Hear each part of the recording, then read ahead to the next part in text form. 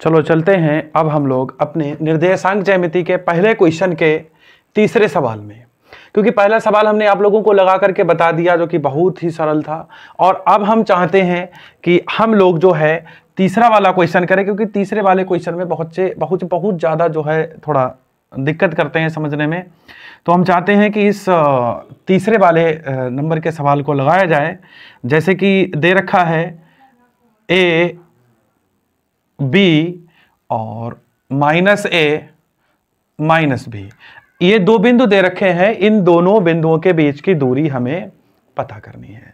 चलते हैं, जैसे कि हमने आप लोगों को बताया था दूरी का सूत्र। देखो सबसे पहले ये बताया था कि यदि हम लोग कि इसमें x1 क्या है, y1 क्या है, x2 क्या है, y2 क्या है, उसको नहीं समझ पा रहे हैं तो सबसे पहले उन्हीं को लिख लेते हैं। चलो चलते हैं। जैसे हमारा पहले निर्देशांक में दे रखा है x1 a और x2 दे रखा है माइनस ए।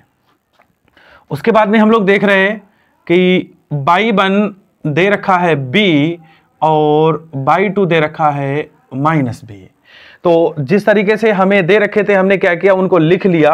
वैसे लिखने में बहुत ज़्यादा टाइम लग जाता है, लेकिन समझने की कोशिश करें। अगर नहीं समझ में आ रहा है तो हम लोग लिख लेते हैं, कोई बात नहीं है। तो चलते हैं हम लोग दूरी पर। दूरी का सूत्र लिखते हैं। दूरी बराबर हमने क्या बताया था, root x2 minus x1 whole of square plus y2 minus y1 whole of square. लेकिन ये सूत्र x2 minus x1 y2 minus y1 दे रखा है।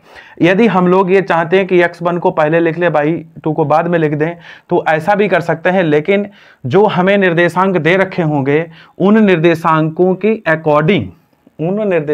के अकॉर्डिंग हमें यह ध्यान रखना पड़ेगा कि उनका चिन्ह कौन सा है।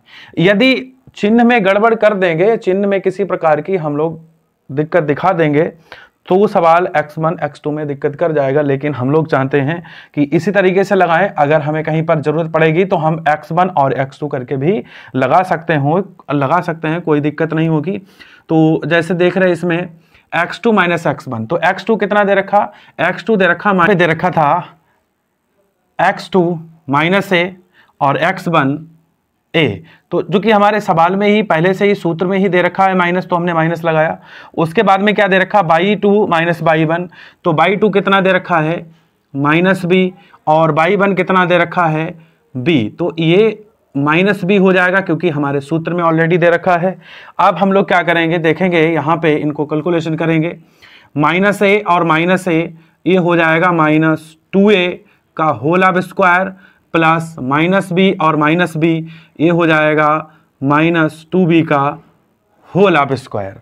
देखो कहीं पर भी यदि x प्लस x लिखा हुआ है तो ये 1x और 1x क्या हो जाएगा 2x। जैसे कि यहाँ पे दे रखा था माइनस बी और माइनस बी, तो माइनस बी और माइनस बी, देखो एक माइनस बी और एक माइनस बी, तो a कितना हो जाएगा माइनस 2b। उसी हिसाब से हमने माइनस ए और माइनस ए को माइनस 2a लिख दिया, माइनस b और माइनस b को हमने माइनस 2b लिख दिया। अब हम करेंगे इनका स्क्वायर। जैसे कि 2 दूना 4, और हमने बताया भी था कि जैसे माइनस 2 गुणे माइनस 2a लिखेंगे तो 2 की 2 से गुणा हो जाएगी, 2 दूना हो जाएगा 4, a की a से हो जाएगी, वो हो जाएगा a स्क्वायर, क्योंकि गुणा में घातें जुड़ जाती हैं। जैसे कि यहाँ पे माइनस लिखा और माइनस लिखा तो ये माइनस और माइनस हो जाएगा, प्लस यहाँ पे माइनस नहीं रहेगा। ये लिखेंगे 4a स्क्वायर प्लस 2 दूना 4v स्क्वायर। अब हम लोग क्या करेंगे, देखते हैं कि इनमें से हमें 4 को कॉमन ले लेना है। किसको कॉमन ले लेना है बेटा, 4 को हमें कॉमन ले लेना है, और अंदर बचेगा a square plus v square, a square plus v square. अब हमें इनका निकालना है वर्गमूल। तो वर्गमूल अगर हम लोग देखते हैं तो इस 4 का वर्गमूल हो जाएगा 2, और इसका आंसर आ जाएगा 2 root a square plus v square. इस प्रकार से हमने जो उन दो बिंदुओं की दूरी निकाली है उनका आंसर है 2 root a square plus v square. इसको हमने अभी बताया था कि या तो हम लोग मात्रक में लिखेंगे या किस में लिखेंगे, इकाई में लिखेंगे। तो इस प्रकार से जो है हम किन्हीं दो बिंदुओं के बीच की दूरी को निकाल सकते हैं। और अब आप लोग जो है सवाल नंबर 2 को अपने आप करके लाएंगे।